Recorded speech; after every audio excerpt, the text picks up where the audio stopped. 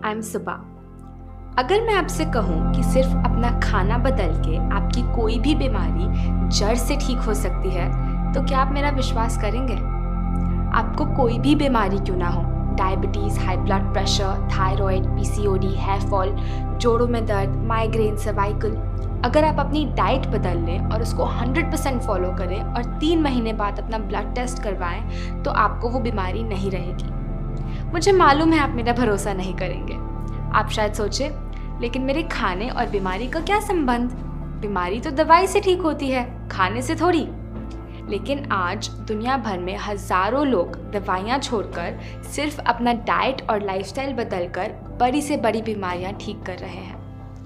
इस वीडियो में मैं आपके साथ एक सिंपल डाइट प्लान शेयर करूँगी जो मुझे मेरे गुरु ने सिखाया। इस डाइट को फॉलो करने से मेरा पीसीओडी, थायराइड और हेयर फॉल सिर्फ 3 महीनों में बिना दवाइयों के जड़ से ख़त्म हो गया। मैंने ये डाइट अब हज़ारों लोगों के साथ शेयर करी और जो भी इसको 100% अच्छे से फॉलो करता है, उन सभी की बीमारियां ख़त्म हो रही हैं। लेकिन डाइट से भी ज़्यादा ज़रूरी है कि शरीर के अंदर जमे अनडाइजेस्टेड खाने यानी गंदगी को बाहर निकालना, क्योंकि जो शरीर अंदर से बिल्कुल साफ़ है उसमें कोई बीमारी हो ही नहीं सकती। इससे पहले वाली वीडियो में मैंने शरीर में से गंदगी निकालने का तरीका बताया था, तो प्लीज़ आप उस वीडियो को ज़रूर देखें। उसका लिंक इस YouTube वीडियो के नीचे दिए गए डिस्क्रिप्शन में मिलेगा। अब जिससे पहले मैं आपको बताऊं कि आपको ब्रेकफास्ट, लंच, डिनर में क्या खाना है, पहले आपको प्राकृतिक खाने के 4 नियम समझने होंगे। पहला, ईट लिविंग फूड, यानी ऐसा भोजन जिसमें जीवन है। देखिए, यदि आप ज़मीन में कुछ बोते हैं और रोज़ उसे पानी देते हैं तो कुछ दिन बाद उसमें से पौधा उग जाएगा, है ना? फॉर एग्ज़ाम्पल, यदि आप दाल का बीज मिट्टी में बोते हैं तो कुछ दिन बाद वो अंकुरित हो जाएगा और उसमें से पौधा निकल आएगा। लेकिन यदि आप कोई बिस्किट या नूडल्स बोते हैं, क्या आपको लगता है कि उसमें से कभी गेहूं का पौधा निकलेगा? नहीं, क्योंकि उस बिस्किट या नूडल्स में कोई जीवन नहीं है, उसमें प्राण नहीं है और इसीलिए वो जीवन दे भी नहीं सकता। ये निर्जीव भोजन है, डेड फूड है, और कोई निर्जीव चीज़ हमारे शरीर को जीवन कैसे दे सकती है? दूसरी तरफ फल, सब्जियां, स्प्राउट्स, अनाज, मेवे, ये सब जीवित भोजन है, यानी लिविंग फूड है, और जब ये हमारे शरीर में जाते हैं तो हमारे शरीर में भी जीवन लाते हैं, उम्र बढ़ाते हैं, बीमारियां ख़त्म करते हैं, शरीर में से गंदगी को बाहर निकालते हैं। भागवत गीता के 17वें अध्याय के 10वें श्लोक में भगवान कृष्ण कहते हैं कि जो भोजन पका हो उसे पकने के 1 पहर यानी 3 घंटों के अंदर अंदर खा लेना चाहिए। 3 घंटों के बाद वो तामसिक हो जाता है, उसमें से प्राण जाने लगता है। इसलिए योगिक संस्कृति में यदि चावल, चपाती या सब्जी 3 घंटों से अधिक रखी हो तो उसको नहीं खाते। हमारे दादी दादा और पूर्वज भी ऐसा करते थे। खाना सीधा चूल्हे से प्लेट में आता था।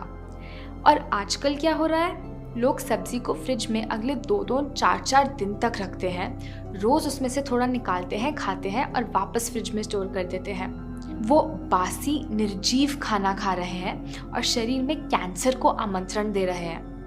यदि कोई चीज़ आग पे पकी हो तो उसे हमें 3 घंटों के अंदर अंदर, ज़्यादा से ज़्यादा 5 घंटों के अंदर अंदर खा लेना चाहिए।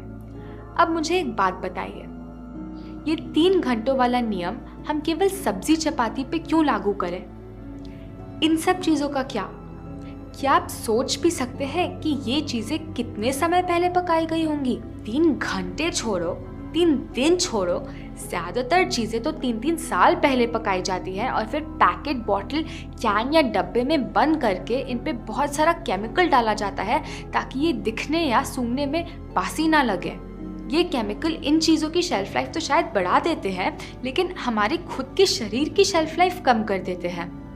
अगर आप गहराई में सोचें तो ये खाना तो है ही नहीं, ये प्रोडक्ट है जो किसी कंपनी ने बनाया है, जो कि किसी भी दूसरे बिजनेस की तरह प्रॉफिट करना चाहती है। ये निर्जीव है, डेड है, इसमें कोई प्राण शक्ति नहीं बची। तो पहला नियम, लिविंग फूड खाएं, यानी वो भोजन जिसमें जीवन हो। कुछ भी बॉटल बंद, पैकेट बंद या डब्बा बंद ना खाएं। ऐसी कोई भी चीज़ ना खाएं जो इंसानों द्वारा फैक्ट्री में बनाई गई हो। ऐसा खाएं जो सीधा माँ प्रकृति से आता हो। फल, सब्जियां, स्प्राउट्स, अनाज, मेवे, और फिर माँ प्रकृति खुद आपका ध्यान रखेंगी। बिस्किट की बजाय नारियल की गिरी के टुकड़े खाएं। सोडा कैन खोलने की बजाय नारियल पानी खोलें। ये नमकीन और स्नैक्स की बजाय ताज़े प्लेट भर फल और सैलेड खाएं। दूसरा, ईट होलसम फूड, मतलब ऐसा खाना जिसमें पूर्णता हो। माँ प्रकृति को सब पता है, वो गलती नहीं करती। कोई कारण है कि वो हमें पेड़ों पे खजूर देती है, चीनी नहीं। कोई कारण है कि वो हमें नारियल देती है, नारियल का तेल नहीं। आलू देती है, आलू के चिप्स नहीं। वो भोजन जो हमें सीधा सीधा धरती से मिलता है उसमें पूर्णता होती है, मतलब वो खुद में पूरा होता है, उसमें से कुछ निकाला नहीं गया। माँ प्रकृति ने हर खाने को बनाने से पहले बहुत प्लानिंग करी है। उन्होंने हर भोजन में प्रोटीन, फैट्स, विटामिन्स एक पर्टिकुलर रेशियो में दिए हैं ताकि हम इंसान उसको आसानी से पचा पाएं। यदि हम उसमें से सिर्फ फैट्स निचोड़ के खाते हैं या उसकी बाहरी परत निकाल देते हैं तो हम इसको माँ प्रकृति के ओरिजिनल डिज़ाइन से पूरी तरह बदल रहे हैं। इसीलिए सफ़ेद चावल की जगह ब्राउन चावल खाएं।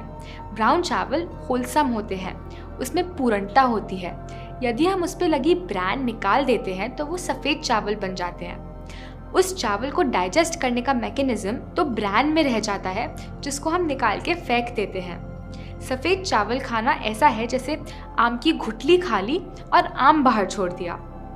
चीनी के बजाय खजूर या गुड़ खाएं। खजूर और गुड़ में पूर्णता होती है। चीनी खंडित यानी फ्रैगमेंटेड है।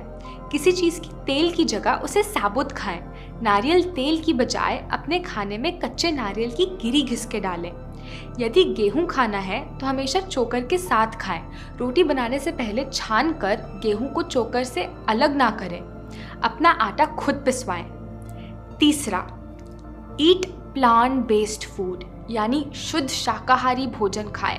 यानी ऐसा भोजन जो पेड़ पौधों से आता है, ना कि पशुओं से। मीट, मछली या अंडा बिल्कुल नहीं खाना। माँ प्रकृति ने हमारे शरीर को जानवर खाने के लिए बनाया ही नहीं। मैं इस विषय पे आगे चलकर एक अलग वीडियो बनाऊंगी। आपका अगला सवाल शायद ये हो कि दूध और दूध से बनी चीज़ों का क्या? देखिए, देसी गाय का शुद्ध दूध अच्छा है, लेकिन समस्या ये है कि आजकल जो हमें दूध मिलता है वो दूध है ही नहीं। हमें जो टेट्रा पैक और थैलियों में मिलता है वो मिल्क पाउडर, यूरिया और बहुत हानिकारक केमिकल से बना एक सफ़ेद पदार्थ है। क्या आप जानते हैं कि वर्ल्ड हेल्थ ऑर्गेनाइजेशन ने भारत सरकार को सावधान किया कि आजकल मिलने वाला दूध इतना मिलावटी है कि यदि हम इसे पीते रहेंगे तो 2025 तक 87% भारत को कैंसर होगा। अब आप शायद पूछें, लेकिन मेरे घर का दूध तो बिल्कुल शुद्ध है, मेरी खुद की गौशाला से आता है, तो क्या मैं पी सकता हूँ? नहीं।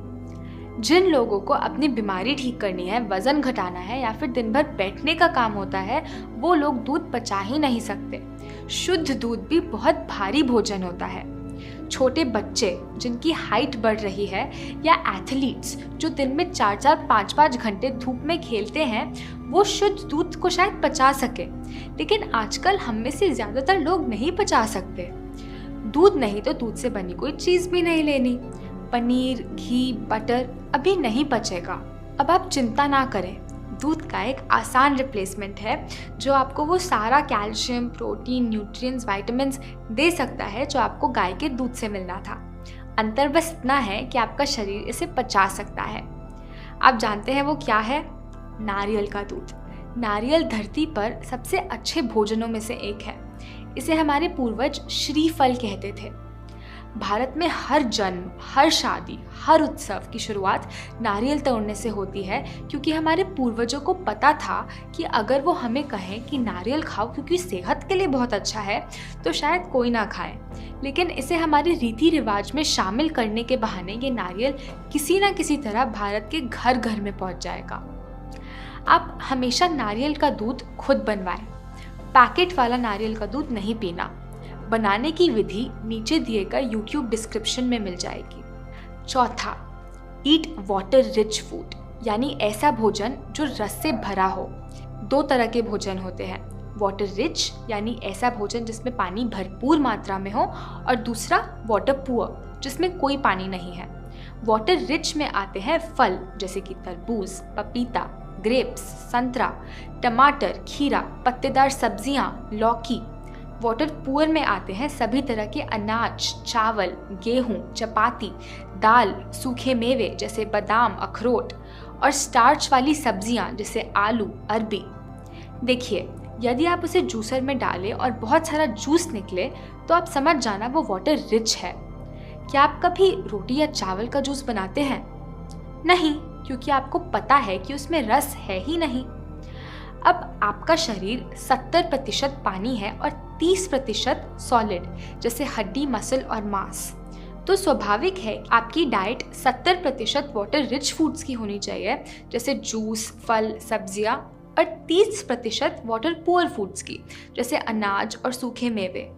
लेकिन हम में से ज़्यादातर लोग इसका बिल्कुल उल्टा खाते हैं।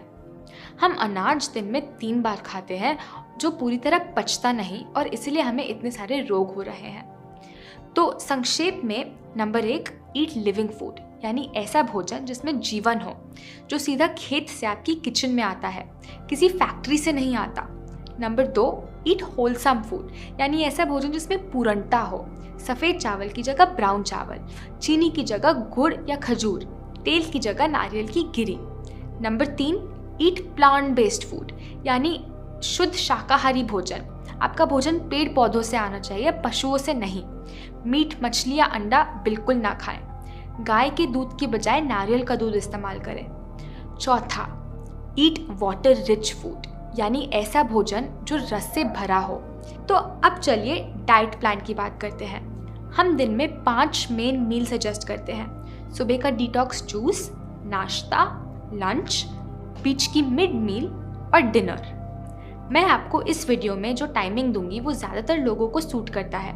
आप उसको अपने रूटीन के हिसाब से एडजस्ट कर सकते हैं, कोई प्रॉब्लम नहीं।